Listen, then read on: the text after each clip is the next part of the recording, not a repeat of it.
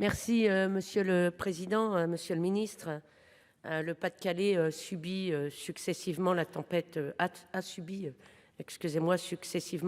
Ciarán le 2 novembre, des crues records le 7 novembre et des précipitations intenses ces derniers jours. Depuis le 6 novembre, près de 6 000 habitations seraient lourdement touchées. Plus de 1 400 personnes auraient été évacuées. Ce sont 228 litres par mètre carré que les wateringues et les sols n'ont pu absorber, engendrant les pires inondations de l'histoire du Pas-de-Calais. Les habitantes et les habitants, tout comme les élus locaux, les maires, les services de la préfecture, les pompiers, eux, ne voient pas le bout du tunnel.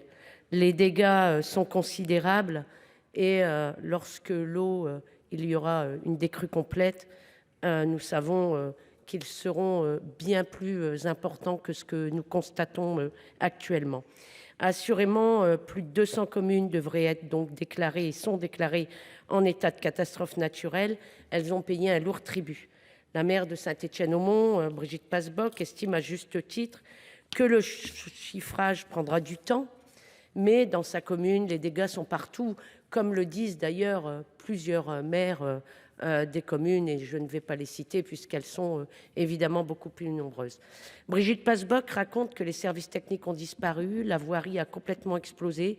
On sait déjà que cela va se chiffrer en millions d'euros. D'autant que, outre les dépenses d'équipement, la mairie a déjà engrangé des frais pour faire face à l'épisode d'inondation, notamment en mobilisant les agents communaux, impliquant des heures supplémentaires à payer ou des repas proposés aux familles. Quand on sait que la CAF limite à 500 € l'aide aux familles sinistrées pour l'achat de vêtements et de produits de première nécessité, nous nous interrogeons. Mardi dernier, Emmanuel Macron avait annoncé le déblocage d'un fonds de soutien de 50 millions d'euros à destination des collectivités touchées par le département. Le montant sera bien inférieur aux besoins. Nous proposons d'y ajouter 200 millions d'euros supplémentaires. Merci. Merci, cher collègue. Monsieur le rapporteur général.